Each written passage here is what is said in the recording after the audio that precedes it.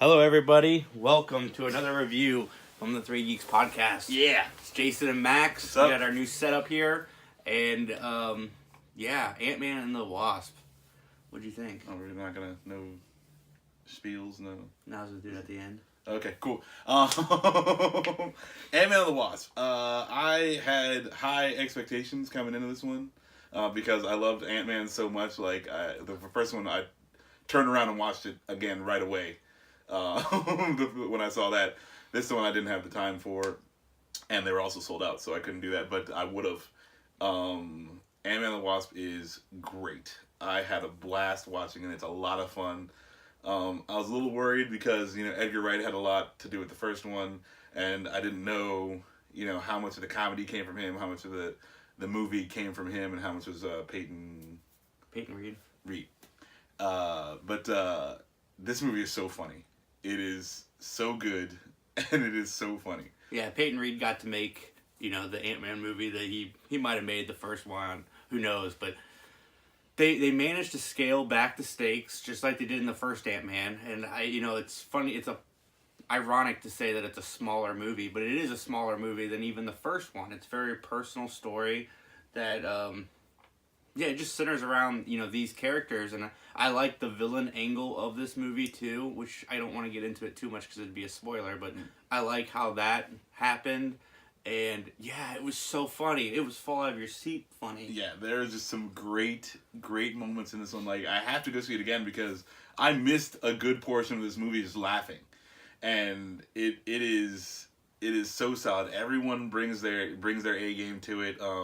Michael Douglas does great. Obviously Paul Rudd and Evangeline Lilly do just awesome. Evangeline Lilly kicks ass as the Wasp. She is awesome. I want a Wasp solo movie. Yeah. But yeah, no, it was so good. It was so funny. The de-aging technology is really shown off very well in this movie. Marvel, they're just this one. Yeah, it was showing off. It was they like 3 different characters got de-aged. They did Lawrence Fishburne, Michael Douglas, and Michelle Pfeiffer, and it looked like Michael Douglas walking off the set of Basic Instinct. Yeah. Like, it was unbelievable. Because usually in, even in Civil War with the Robert Downey Jr. de-aging, in the eyes would throw it off just a little bit, but you can't tell in this movie. At some points, it looks kind of like they cut and pasted the head on there. Yeah. And then, not very often, and it's still very good in those other movies. But especially in the first Ant-Man, when they did Michael Douglas, there was two spots where he had his head turned or something, and you could tell where they pasted the other head on there. This time is pretty much seamless. It was ridiculous, and they're like longer portions of de-aged people. So yeah, Marvel was just showing off. It was just incredible. It was actually very good. Yeah, Lawrence Fishburne looked so happy to be off the DC train and on the Marvel train. Oh man, he showed up to play. Yeah, he got that Disney money now. He's getting them checks. I'm sure if DC calls him back, if Marvel doesn't have a problem with it, he'll still go get that check. But I don't think that storyline is going anywhere with him. Not that universe. Yeah. I mean, I guess Aquaman is coming out, but anyway. Not to take away from all the actors, because everybody had their comedic moments. Like, everybody had their chance to shine, but Michael Pena especially in my goodness, movie was... I love Michael Pena. It was on a whole nother level from the first movie. And honestly, you could watch Ant-Man and the Wasp not having seen most of the other movies because they do a really good job of catching you up. Yeah, and then the callbacks aren't so crucial that you're just like, well, now I don't know what's going on in the movie. It's like, okay, I might be missing some inside joke or something like that. But, even in the trailers, it's like, I'm so surprised that you called us because we robbed you, So you do get, that history a little bit anyway. So yeah, it's they do a very good job of that too. Very well written. The ant. Oh my God, this seriously. Drop everything you're doing. Go out and watch Ant-Man and the Wasp. You will laugh. Even T.I. and the other guys. Oh, they're better in this one. Yeah. They were funny in Ant-Man, but they are better in this one. The cop husband, the stepdad, he's good. I mean, he's not in this one as much, but all his scenes are good. Yeah, they are.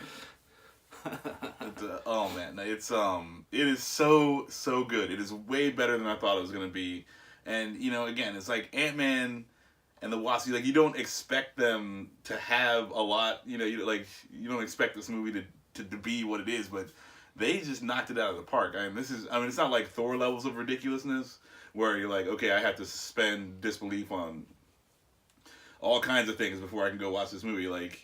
But you don't expect an Ant-Man movie to be this good, and then they just keep on doing it. Like, it's just awesome.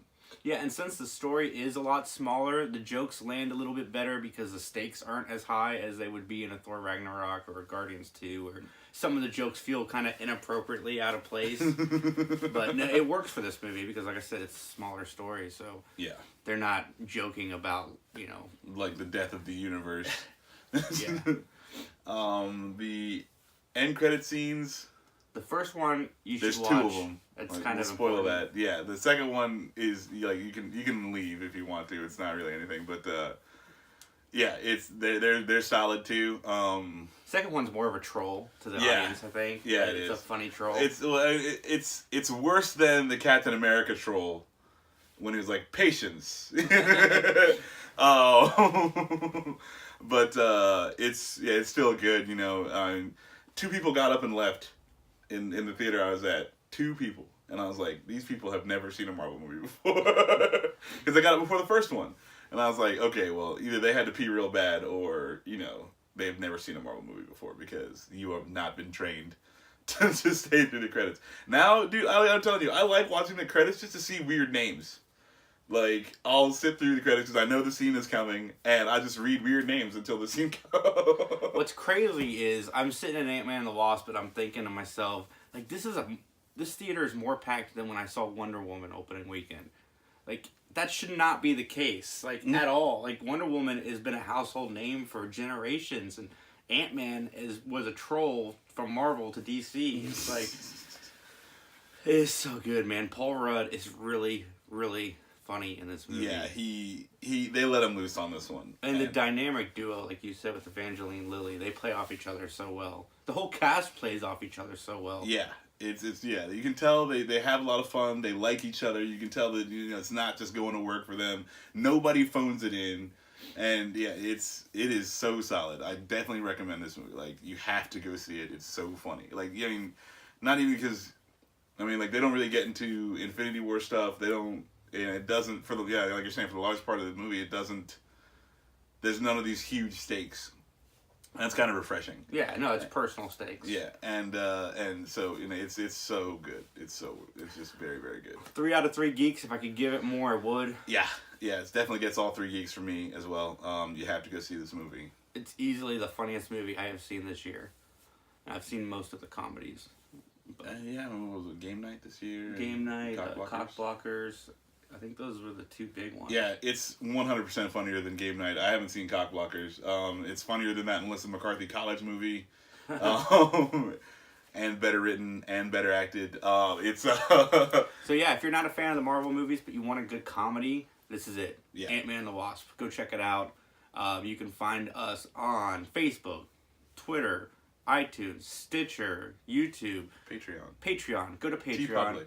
Buy us the equivalent of a $1 gas station coffee. Help support our podcast. As you can see, we're changing some stuff around, and your support. Unless this is your first time, then we were always this good for you. Our support is greatly appreciated. And also go to audibletrial.com/3geeks for all of your audiobook needs. The guy reading Jurassic Park to me right now, he's very good at narrating the story. Do you know the guy's name? I don't know the guy's name. Probably find out. I will find out the guy's name for, next week's review. But anyway, from all of us, the 3 Geeks Podcast, have a great day. Recycle your droids.